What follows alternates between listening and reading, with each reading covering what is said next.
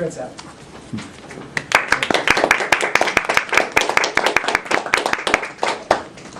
Thank you, Tito. Point of clarification first. This was speech number 8 in the Basic Competent Communicator Manual, which is 5 to 7 minutes.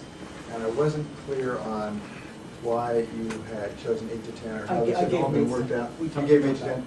Okay, thank you. Now, that was a propitious question for me to ask, so I know what I'm doing up here.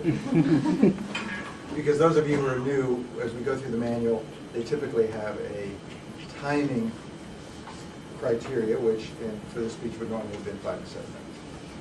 The violin, what a marvelous topic. Those of us who know you know that it's very close to your heart and to your chin. And I will never be embarrassed if I see that the varnish is worn off, because I know that that man really loves the violin, or someone else did before. That was great. I love the history. I love the types of violins that you described, and the components and how it was put together. So I have a much better knowledge of what a violin is and where it came from. I'm supposed to comment on your use of visual aids, because that's the major point of speech number 8, as well as building on all the lessons of the previous 7. Well, we're sort of 1 for 2 with visual aids. And it does make me feel better, however, to know that when I'm at home trying to get something to attach to something else, and I call Arnie on the phone and he says, well, if you only had a Mac. And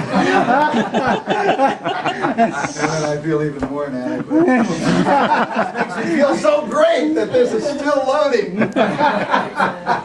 If I were doing that, I'd expect this, but for Arnie, this is like a moment. I'm glad we're capturing this on the video.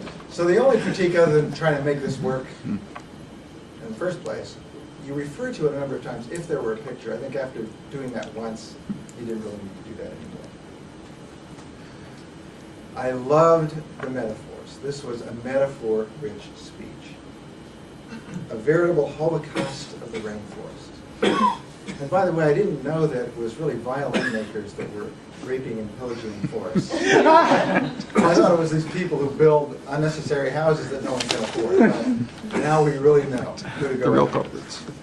And I love the conclusion, drag the back end of the horse over the entrails of the sheep. It gives me a totally different image when I'm listening to some wonderful violin. Love your speech, look forward to more.